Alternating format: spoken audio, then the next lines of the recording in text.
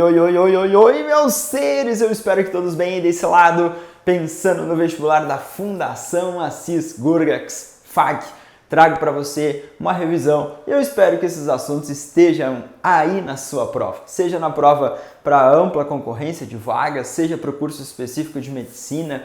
Então eu peço que você assista o nosso vídeo até o final. Se você gostar, deixe seu like, deixe aí também o seu comentário, sua dúvida, que eu possa esclarecer e ajudar você a fazer uma excelente prova, gabaritar a prova de biologia na FAG. Se você não é inscrito ainda, inscreva-se no nosso canal para apoiar o nosso projeto e também para receber lá rápido as informações que nós publicamos, para te ajudar também em outras provas. Vai que você vai prestar a outros lugares, esperando aí a tão sonhada vaga no tão sonhado curso. Apresento-lhes Fundação Assis Gurgax, vestibular específico para essa prova. Nessa instituição que eu trabalhei por alguns anos, muitos amigos naquela instituição, um lugar maravilhoso, vocês estarão extremamente acolhidos. Desenvolvi parte da minha carreira de docência no ensino superior, pesquisa científica, orientação de aluno, então muitos amigos, carinho muito especial por essa instituição. Então que vocês realizem uma excelente prova da Fundação Assis Gurgax. Quem quer fazer as anotações, eu sei que muitos alunos aí fazem as anotações, então por gentileza, se você quiser printar a tela, vou falar bastante, vou recuperar alguns termos e vou começar lá já na voadora já. Com núcleo de visão celular. Você vai falar, nossa mãe sócia, faz tempo que não aparece. A célula na FAG ultimamente, a galera tá deixando assim meio de lado, tá dando umas pauladas em nós, em biologia, em outros assuntos. Mas vai que volta, vai que aparece. Quando nós olhamos para as células, geralmente nós pensamos em eucariotos e procariotos. Lá nos procariotos não tem núcleo na célula procariótica. Nas células eucarióticas a gente vai ver núcleo. E se a gente vê esse núcleo pode, obviamente, manter um processo de divisão. E a divisão do núcleo pode ocorrer tanto na mitose quanto na meiose. Então, nos seres procariotos, nós não temos essa divisão. Lembrando que o reino monero, lá das bactérias, cianobactérias, arqueobactérias, representam os seres procariotos. E os seres eucariotos, nós temos as plantas, ou seja, o reino vegetal, os animais, ou seja, o reino animal, os fungos, reino fungi, e os protistas, onde você tem as algas e os protozoários. Então essas galeras aí representam células eucarióticas. Quando nós olhamos para a divisão do núcleo, antes de dividir, o núcleo está lá num período chamado de interfase, um período de intensa atividade. Lá na interfase nós dividimos ela em momentos G1, S e G2. Sendo que na fase S ocorre aquela duplicação do DNA. O DNA formado por adenina e timina, 2 ligações de hidrogênio entre adenina e timina, citosina e guanina, 3 ligações de hidrogênio. Entre a adenina e a timina, citosina e guanina, um pareamento específico. Aí, duplicação semiconservativa do DNA, conservando a metade da fita molde. E aí, metade da fita que serve como um molde, para a duplicação desse DNA, e aí a gente vai fazer novas cópias. Você tem uma fita molde, uma complementar no DNA, separa e depois a DNA polimerase constrói as novas fitas. Quando nós olhamos para a duplicação, fase S da interfase. Período de preparação. Lá tem o núcleo interfásico, tem o envelope nuclear, envoltório nuclear ou carioteca cheio de poros. Temos o nucleoplasma, o líquido no interior. Temos a cromatina, aqueles filamentos coloridos, quando usam-se técnicas de coloração. E o DNA está associado a proteínas chamadas de histonas lá na cromatina. Aí você vai analisar uma célula humana. Prova muitas vezes pode direcionar para algum grupo de ser vivo. Eu estou direcionando para os humanos. 2N igual a 46, ou seja, numa célula diploide, onde nós temos pares de cromossomos homólogos, nós vamos identificar um total de 46 cromossomos. Lembra do cariótipo? Os dados lá referente a número, forma do cromossomo, tem o desenho dos cromossomos bonitinhos, e aí você consegue contar esses cromossomos. Teremos 44 cromossomos chamados de autossomos e um par de cromossomos, ou seja, dois que são sexuais. Então, o sexo biológico XX feminino, XY masculino, nessa orientação com 46 cromossomos em células diploides. A mitose é uma divisão nuclear que mantém constante o número de cromossomos. É uma divisão equacional. E ao final do processo, produz duas células geneticamente iguais. Então, mitose serve para regeneração tecidual, serve para crescimento. Tecidos como a epiderme, os tecidos epiteliais, os tecidos conjuntivos, aí com muitas células em constante divisão, mitótica, regeneração, crescimento corporal. Prófase, metáfase, anáfase e telófase, em ordem. Na prófase inicia-se a condensação cromossômica. Na metáfase, o máximo dessa condensação e os cromossomos alinhados na placa equatorial. Melhor fase de estudos, dá para tirar fotinhas, acoplado ao microscópio, a gente manda para o computador, a gente conta os cromossomos e vê lá a posição, o tipo, o tamanho, a estrutura. Então, a metáfase, melhor fase para essa análise. Na anáfase ocorria a separação das cromátides irmãs. Na telófase, descondensa esse cromossomo, começa a desespiralizar ele, reaparece o nucleolo, reaparece o envelope nuclear ou carioteca, e aí você tem dois novos núcleos. Se nós olharmos para esses núcleos, os núcleos mantêm a ploidia, ou seja, o mesmo número de cromossomos. E aí vem a citocinese, que é a divisão do citoplasma. Se a citocinese ocorre assim, de fora para dentro, ela é chamada centrípeta e é típica das células animais.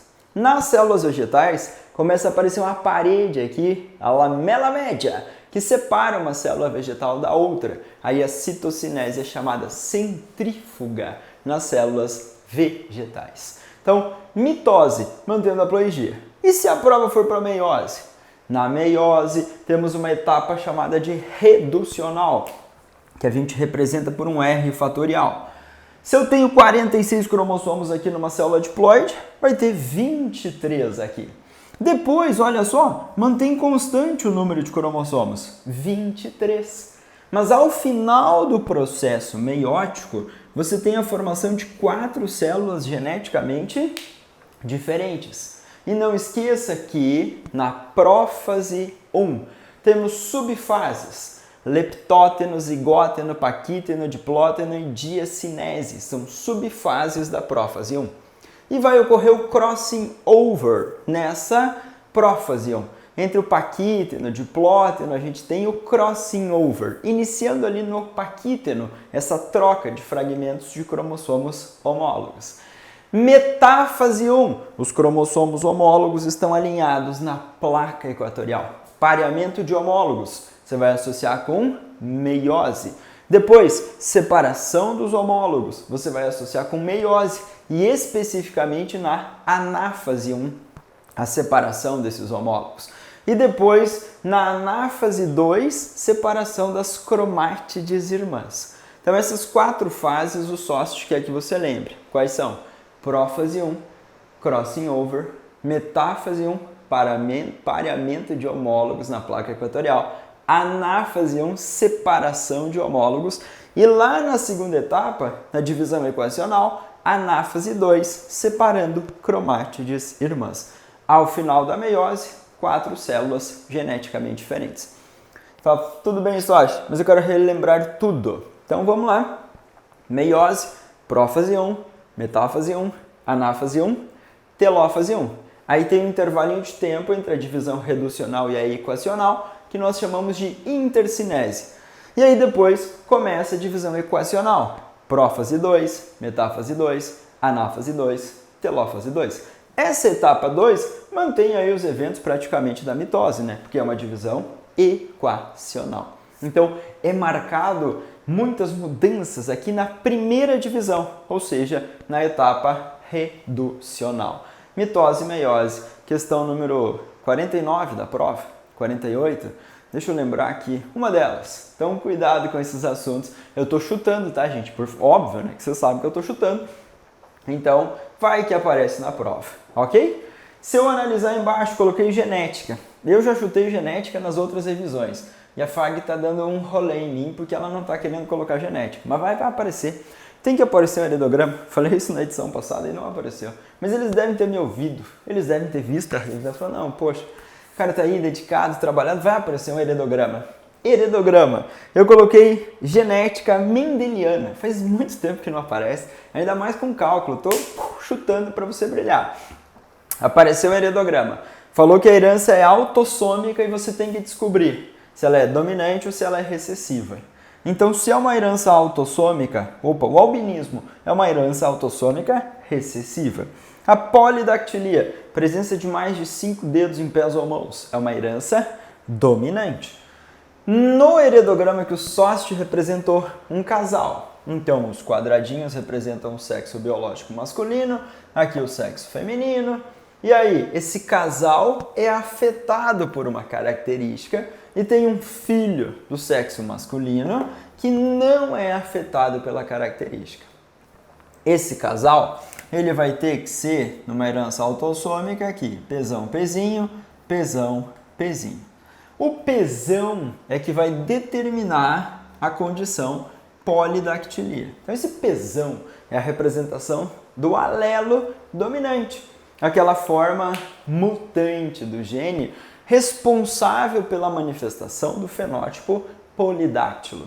Então, o casal é heterozigótico, ou seja, manifesta polidactilia, mas um alelo pezinho vem do papai, então vem um pezinho, e o outro alelo pezinho vem da mamãe. Então, esse indivíduo do sexo masculino é pentadáctilo. Esse indivíduo não manifesta polidactilia. Mas a FAG vai questionar. Vai que cai junto com a matemática e a probabilidade que eu sei que você gosta. Eu sei que você gosta de matemática. Então, se o casal é pesão, pezinho, qual é a probabilidade de uma próxima gestação nascer uma menina polidáctila? Então, a gente vai ter que pegar o casal pesão, pezinho, cruzado com pesão, pezinho. Separa o quadrinho de Punnett. E no quadrinho de Punnett você põe pesão, pezinho, pesão, pezinho, pesão, pesão, pesão, pezinho, pesão, pezinho, pezinho, pezinho. 3/4 a chance de polidactilia. 1/4 ou 25% de pentadactilia. 5 dedos, pés ou mãos, ou seja, não polidáctilo. Perguntou na questão 46, qual a probabilidade de nascer uma menina com polidactilia? Resposta, 3/4 para ser polidactilia, 1/2 para ser menina, 3/8.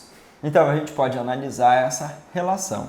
Matemática, difícil. Você vai falar, pô, Sérgio, faz tempo que a FAG não copia. Então, estou pensando nessas condições que fariam tempo que não caem. Mas é óbvio que aí na sua mente brilhante existe a genética na sua parte teórica. Existe a informação da molécula do DNA. O DNA serve de modelo para a produção do RNA. Isso a gente chamou de transcrição nas nossas aulas. Do RNA para a proteína, a síntese de proteína ou tradução. Então eu tenho esses termos também legais na parte de genética molecular.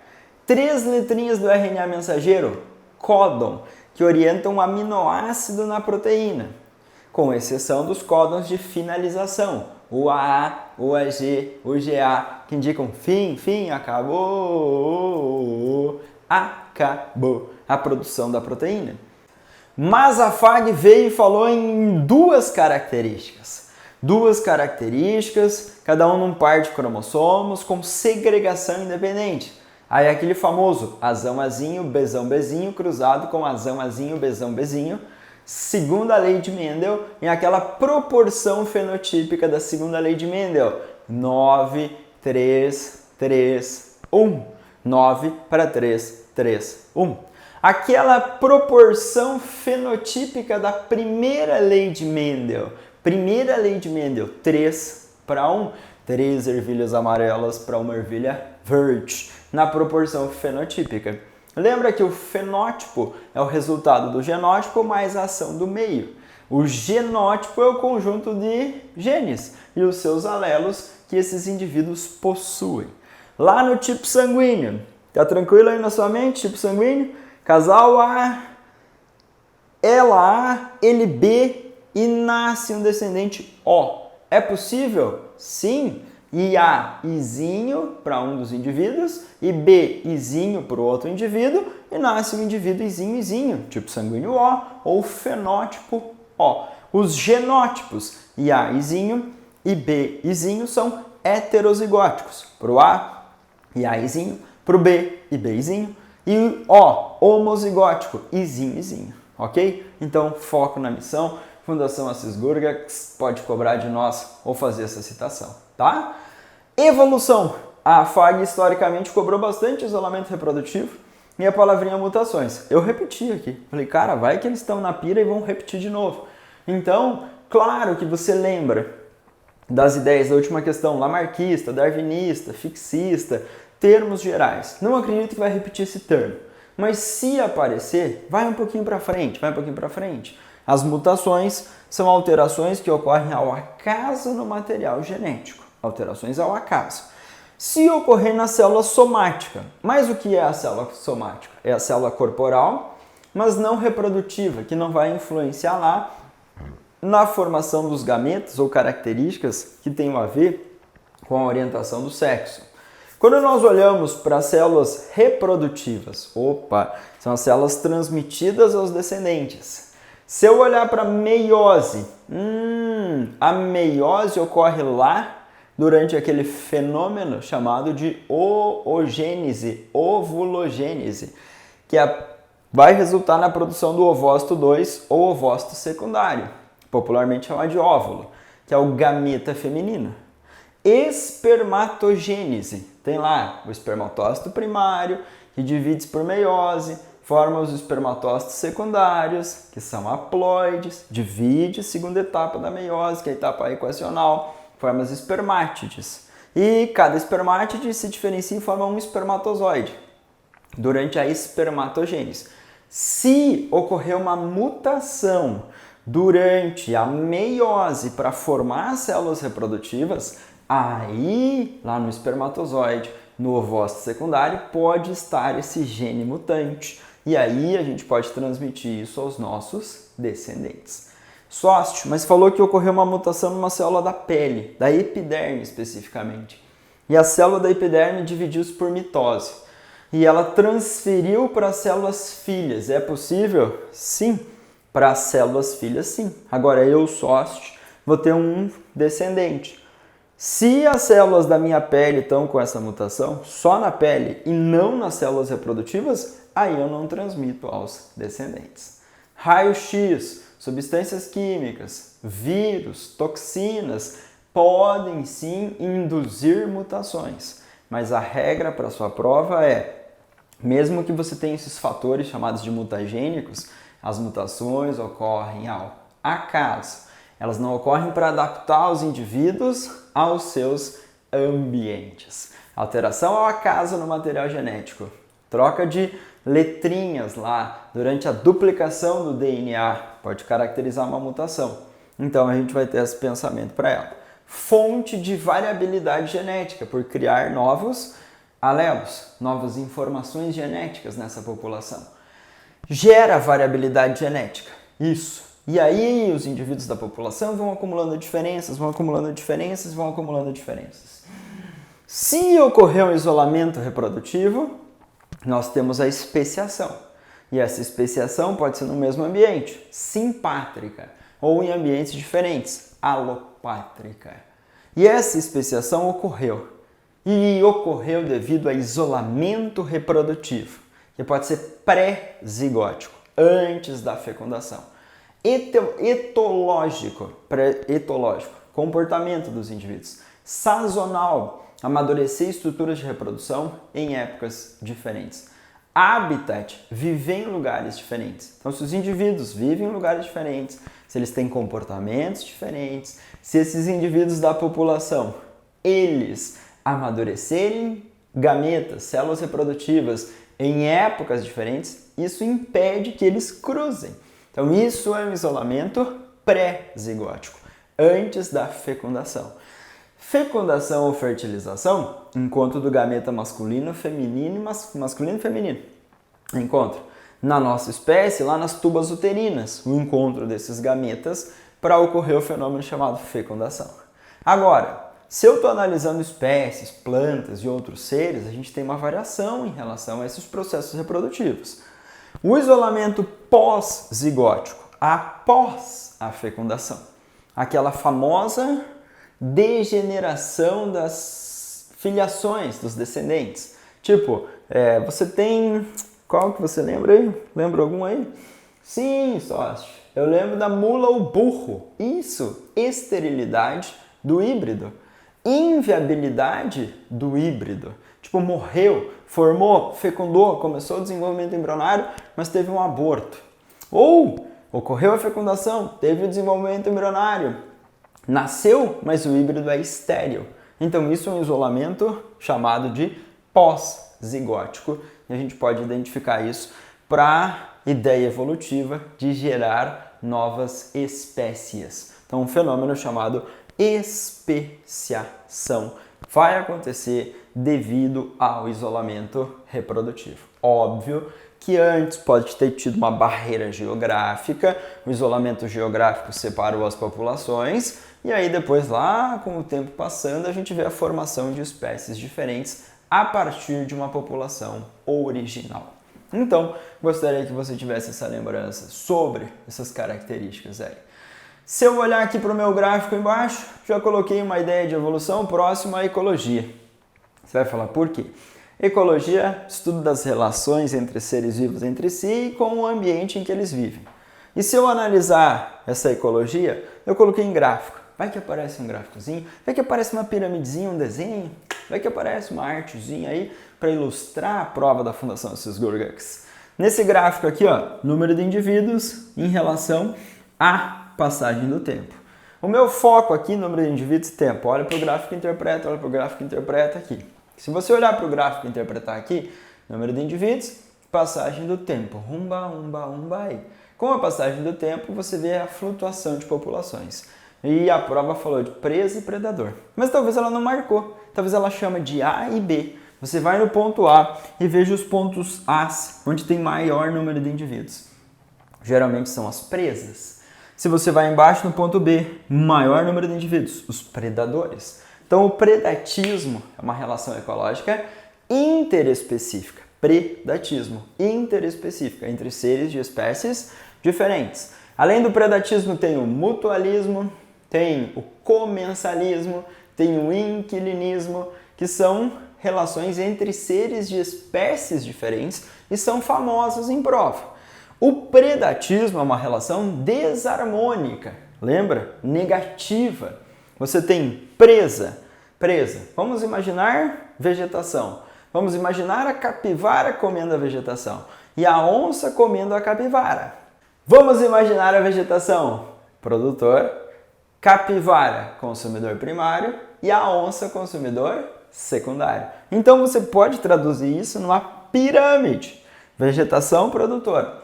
Consumidor primário, consumidor secundário. A pirâmide pode aparecer na forma de números, que pode aparecer intercalada ou invertida. A pirâmide pode ser de biomassa e a pirâmide também pode ser de energia. Mas lembre-se que a pirâmide de energia jamais aparece de forma invertida.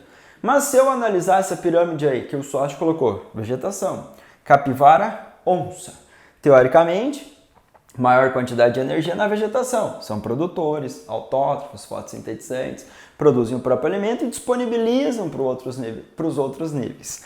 As capivaras são herbívoros, mamíferos, com pelos, diafragma, hemácias anucleadas e estão comendo a vegetação. São consumidores primários. E depois, onça. Mamífero, pelo, diafragma, hemácia nucleada, dentes diferentes e os caninos bem desenvolvidos para matar e comer a presa. Então você tem aqui uma pirâmide que vai representar aí parte das cadeias alimentares que ocorrem nos ambientes. Não esqueça, a pirâmide de energia jamais é invertida ou intercalada, ela é sempre direta ou direita. A energia sempre diminui ao longo dos níveis tróficos. Se eu olhar para alguns poluentes e alterações ambientais, eu lembro de metano e CO2. E esses gases aprisionados na atmosfera contribuem com a retenção de raios chamados de infravermelho. E esses raios infravermelhos aumentam a temperatura média do nosso planeta. Então a emissão desses gases, principalmente aí de pântanos, decomposição anaeróbica, produção e eliminação de metano, queima de combustíveis fósseis queimadas no nosso país e eliminação de CO2, intensificando o efeito estufa, aumentando as temperaturas médias, a longo prazo, mudanças climáticas que estamos passando, infelizmente. Os clorofluorcarbonos reduzem a nossa camada de ozônio, e a camada de ozônio funciona como um escudo natural contra os raios ultravioleta, que são raios agressivos e em excesso mutagênicos, promovendo lesões severas. Aquecimento global, redução da camada de ozônio, preocupantes, e a prova pode associar às vezes a poluentes específicos, tá? Também temos liberação de fosfatos, nitrato ou restos orgânicos de esgotos domésticos jogados no ambiente aquático, poluição aquática.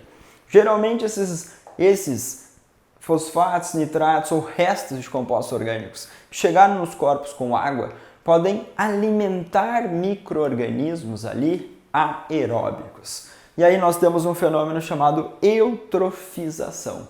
Eutrófos é muito nutriente nesse ambiente aquático.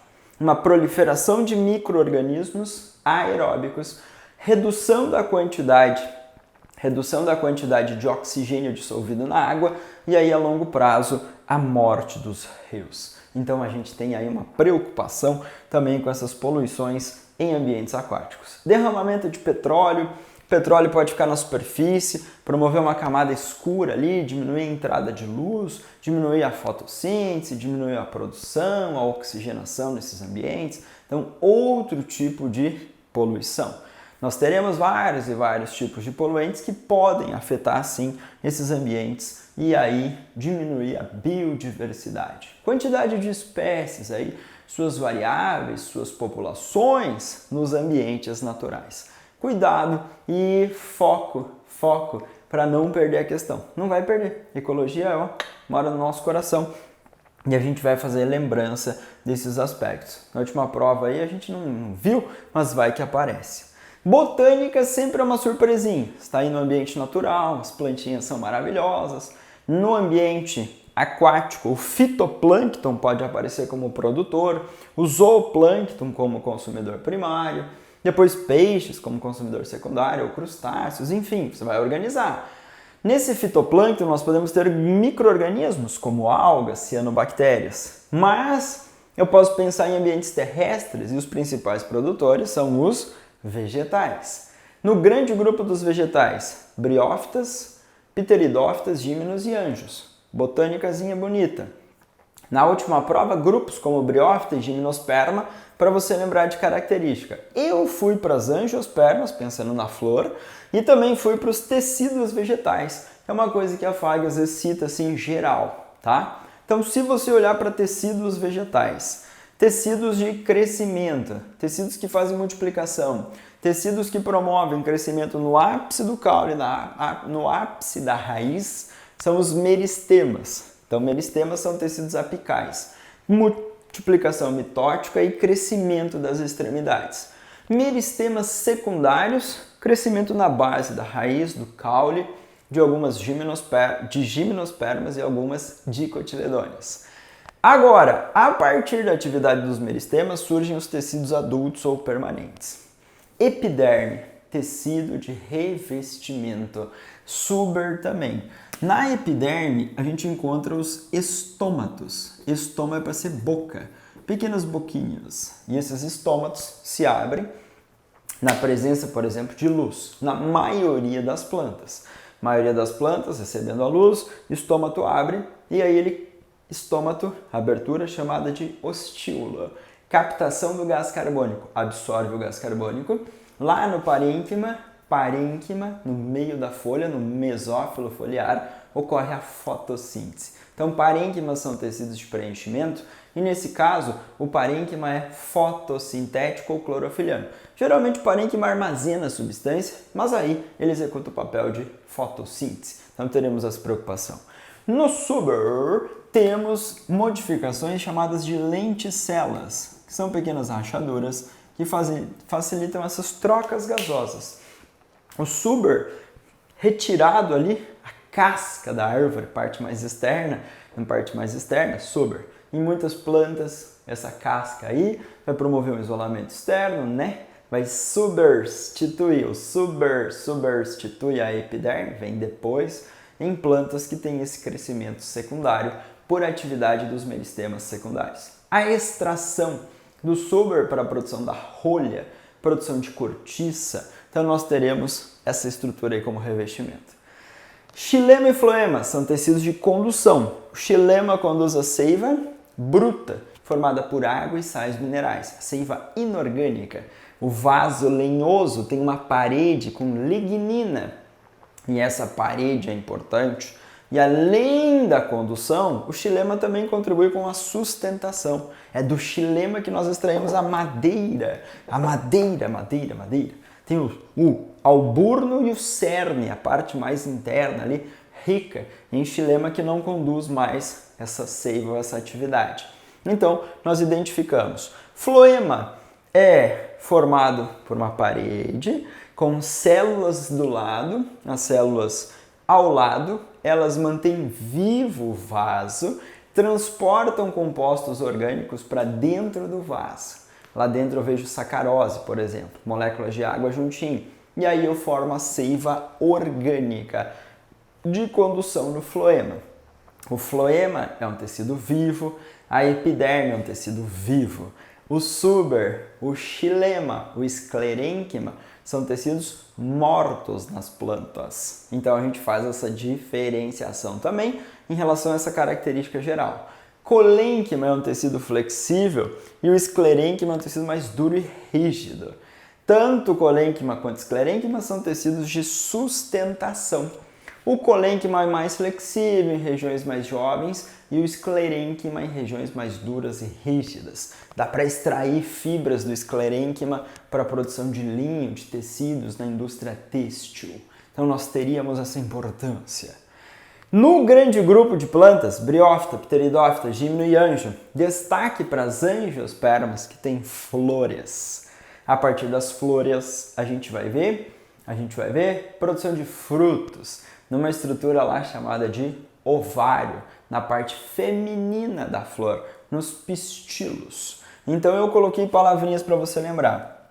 O estame, partezinha assim, produzia o grão de pólen. O pólen voa, pólen. Esse pólen voando caracteriza a polinização. E o pólen vai cair no estigma do pistíolo. Parece uma garrafinha. O pólen cai ali, cresce, se desenvolve o tubo polínico. E o tubo polínico trouxe a independência de água para a ocorrência de fecundação em gímenos e angiospermas. O tubo polínico cresce, fecunda a oosfera com a participação do núcleo espermático. Quem fecunda é o núcleo espermático, que é o nome do gameta masculino, adoro botânica. Núcleo espermático fecunda a oosfera, mas o núcleo espermático está dentro do tubo polínico. Então, por isso que a gente fala que o tubo polínico trouxe a independência de água para a fecundação. Não precisa mais o gameta masculino se deslocar na água para chegar até o feminino. Então, esse tubo polínico promove esse encontro. Fecundou, ok, vai formar o embrião, que é diploide. Mas nas angiospermas tem uma fecundação dupla. O segundo núcleo espermático fecunda lá os núcleos polares e forma o endosperma ou albumen, que é triploide. Tem 3 lotes cromossômicos. E esse endosperma albumen triploide funciona como reserva de nutrientes nas sementes das angiospermas. Então, endosperma 3N. Flores, ovário fecundado e desenvolvido formado um fruto. Isso nós vamos ver em angiospermas. Plantas com endosperma triploide, com flores e com frutos. Também esse grande grupo é dividido em monocotiledôneas e eudicotiledôneas. Trigo, milho, cevada, centeio, grama, exemplos de monocotiledôneas. E as dicotiledôneas, plantas arbóreas. Vamos pegar o pé de laranja, vai falar beleza, sorte. E comparações entre elas, ok? Então teremos essa representatividade nesses seres, chamados de vegetais. No mundo dos animais, será que aparece vertebrado de novo? Na última edição apareceram peixes, com características entre ósseos e cartilaginosos. Vamos pensar nos anfíbios, répteis, aves e mamíferos, nos tetrápodes, animais que saem para esse ambiente terrestre, fazem uma conquista do ambiente, tendo apêndices locomotores, órgãos como pulmão para extrair o oxigênio da atmosfera. Os anfíbios são os primeiros a saírem para esse ambiente. Anfíbios, sapos, rãs, pererecas, cobras cegas, são anfíbios. E esses animais têm, olha ali que o Sérgio colocou, 3 ou 4 ou 4, número de cavidades no coração. Os anfíbios têm 3 cavidades no coração e uma circulação dupla e incompleta, com contatinho, misturinha de sangue venoso com sangue arterial. O mundo dos répteis podem ter 3 ou 4 cavidades no coração. Se cair na prova uma cascavel, em homenagem à nossa cidade, a serpente cascavel é um réptil, muito bem. É um réptil que tem 3 câmaras ou cavidades no coração. Já os crocodilianos, jacarés, crocodilos, têm 4 cavidades no coração. O mundo dos répteis conquista definitivamente o ambiente terrestre. E eu vou colocar aqui, ó, tem pouco espaço, mas ovo amniótico. Desculpa, galera, aí, mas eu escrevi ovo amniótico. É o ovo que tem os anexos embrionários, dos quais o maior destaque é o âmnio, a bolsinha que retém o líquido. Mas quais são os 4 anexos embrionários que estão dentro do ovo? Saco vitelínico, que armazena vitelo. Depois, alantoide, que troca gasosa e armazena excreta. Âmnio, que contém o líquido amniótico, que vai evitar a desidratação, choques mecânicos. E córeo, a membraninha que envolve os outros e também facilita as trocas gasosas. Então, os répteis, as aves e também mamíferos apresentam ovos amnióticos. Claro, ovo no ornitorrinco, como um exemplar de mamífero, ainda que mantém essa postura dessa estrutura, dessa característica, tá? Conquista do ambiente terrestre pelos répteis. E o ovo foi uma marcante característica de conquista. Os répteis e as aves excretam predominantemente o ácido úrico. Os mamíferos e os anfíbios adultos excretam predominantemente a ureia como resíduo nitrogenado. Tanto o ácido úrico quanto a ureia a gente vai analisar aí como resíduos nitrogenados que são produzidos a partir da amônia, que é o resíduo mais tóxico dos 3, ok? Então, adaptações também para o ambiente terrestre, como a economia de água, para você lembrar. E eu citei 3 exemplares aqui de artrópodes. Os artrópodes têm exoesqueleto, o exoesqueleto é trocado periodicamente para eles crescerem, o exoesqueleto impermeabilizou, protegeu, sustentou, mas eu coloquei exemplos. Carrapatos.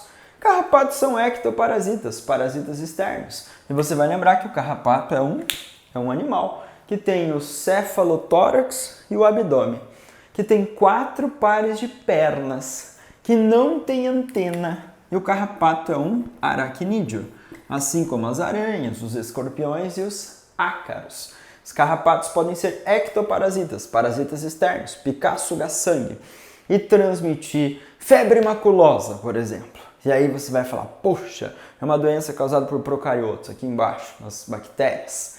Se eu olhar para o carrapato, um ectoparasita, mas ele é um aracnídeo. Não tem antenas, 4 pares de pernas. Uma barata vive aí no mundo dos insetos. Mundo dos insetos: cabeça, tórax e abdômen. 3 pares de pernas, 2 antenas, respiração por traqueias, excreção por túbulos de Malpighi no mundo dos insetos. Então a gente faz lembrança de características anatômicas. Camarão, alimentação humana, gostosinho, camarão, e ele é um crustáceo. Dá para dividir o corpo do animal em cefalotórax e abdômen. Nós vemos 4 antenas nos crustáceos. Nos insetos, 2. E nos aracnídeos, nenhuma antena. Os crustáceos têm 5 ou mais pares de pernas, 10 ou mais pernas. Os crustáceos têm uma respiração branquial. Então essas características aí para nós lembrarmos do mundo dos animais. Cuidadinho. E aqui, humanos e doenças. Vamos matar, vamos matar. Esteja comigo aí, mantenha o seu foco e sua dedicação. Humanos e doenças, plaquetas, pensando no sangue. O nosso sangue tinha uma parte líquida chamada plasma. E aí vão estar mergulhadinhos ali os elementos figurados do sangue. As plaquetas são fragmentos celulares essenciais para a coagulação sanguínea. Aquela cascata, protrombina, trombina, fibrinogênio, fibrina, e forma um coágulo e impede as hemorragias. Hemácias, células anucleadas, hemácias bicôncavas, achatadas, com grande quantidade de hemoglobina no interior. E a proteína chamada hemoglobina dá essa coloração vermelha. E as hemácias transportam 98% do oxigênio, uns 25% do gás carbônico transportado no interior das hemácias.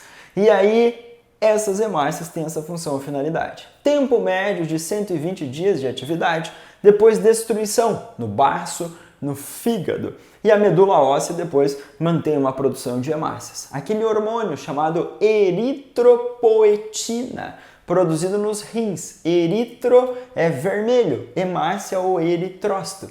A eritropoetina dos rins estimula a produção de hemácias e essas hemácias são essenciais para o transporte de oxigênio. O oxigênio chega na célula, lá na célula a respiração celular aeróbica, duas etapas que ocorrem na mitocôndria. A respiração aeróbica tem 3 etapas: glicólise no citosol, fora da mitocôndria, ciclo de Krebs na matriz mitocondrial e a fosforilação oxidativa na membrana interna das mitocôndrias. Mas lembra que o oxigênio tem que chegar lá. Hemácias transportando. Leucócitos, células brancas, basófilo, eosinófilo, neutrófilo, linfócito e monócito. E essas células atuam na defesa, na proteção, reconhecem seres estranhos, avisam. Produção de anticorpos. Linfócito B, que foi para o tecido conjuntivo, originou plasmócito e aí produção e liberação de anticorpos. Formação, defesa, células de memória para nos proteger essa célulazinha marcante. E eu estou chutando aqui alguns exemplos ou enzimas do sistema digestório. Vai para a pepsina ali. Pepsina, trajeto do alimento no seu corpinho. Tá tranquilo o trajeto do alimento? Boca, faringe, esôfago, estômago, intestino delgado e intestino grosso. Boca, produção de pitialina, amilase salivar, que degrada moléculas de amido glicogênio, num pH entre 6 e 7 na nossa boquinha. Tripsina e pepsina são enzimas para digestão de proteínas, são proteases, só que calma. A pepsina é a forma ativa do pepsinogênio, produzido no estômago. Na presença do HCl ácido clorídrico, pepsinogênio é convertido em pepsina. E aí a pepsina inicia a digestão química das proteínas no estômago. pH ácido, importante. Tripsina é produzido e liberado pelo pâncreas, só que na forma inativa, chamada de tripsinogênio. E o tripsinogênio é produzido no pâncreas, sai do pâncreas, vai para o intestino delgado, e aí lá ocorre a conversão do tripsinogênio na presença da enteroquinase em tripsina.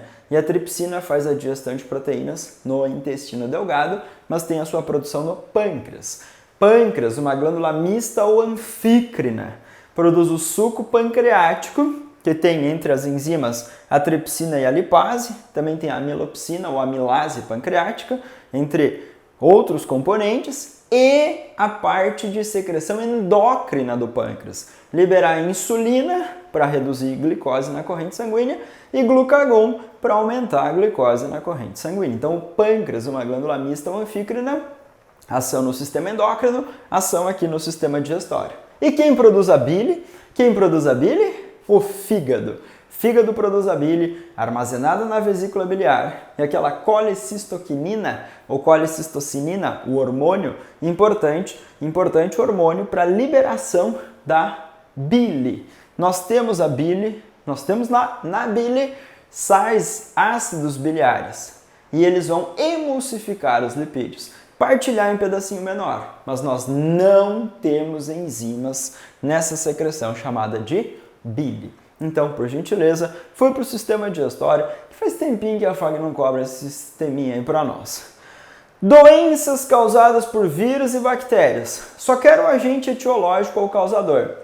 Só o agente etiológico ou causador. Sarampo, raiva, hepatite, rubéola, poliomielite, a gente contrai por vírus. Canta a musiquinha, vai, 1, 2, 3. Sarampo, raiva, hepatite, rubéola, poliomielite, a gente contrai por vírus. Horrível sócio. Ok, mas é para lembrar que são doenças causadas por vírus. Então os vírus são agentes etiológicos, ou seja, causadores de doenças. Entre outras, dengue, febre amarela, AIDS, Covid, gripe, que são viroses, doenças transmitidas por vírus. Nessas aqui, sarampo, raiva, poliomielite, rubéola, a gente tem diferentes agentes de transmissão. Lembra que você pode ter transmissão de doença por gotículas de saliva, secreções nasais, picada de mosquito, transfusão sanguínea. Você pode ter diferentes meios de transmissão de doenças. E o agente etiológico dessas citadas são os vírus, parasitas intracelulares obrigatórios, acelulares, ametabólicos, que podem ter DNA ou RNA como material genético. Nós podemos ter bactérias, seres procariotos, unicelulares, tétano, tuberculose, sífilis, leptospirose. Tem uma vacina tríplice viral, tríplice bacteriana. Vacinas podem prevenir contra doenças causadas por vírus e bactérias. Tuberculose, marquinha no braço, vacina BCG para nos prevenir. Sífilis, uma infecção sexualmente transmissível, uma IST.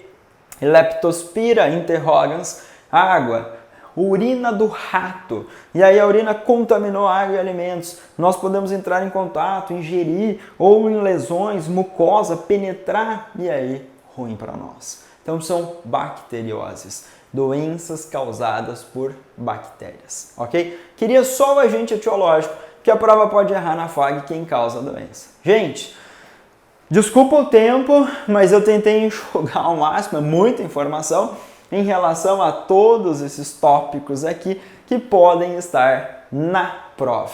Eu sei que vocês assistem as revisões anteriores dos outros anos, então tem várias ali também que podem contribuir para vocês realizarem uma excelente prova. Vai lá, brilha na FAG e depois você me conta aí nos comentários como foi. Também inscreva-se no nosso canal, deixe o seu like, ative as notificações para que cada aula que suba você já tenha acesso e o mais rápido possível você entre na universidade. Um abraço a todos vocês e excelente prova da FAG, meus seres!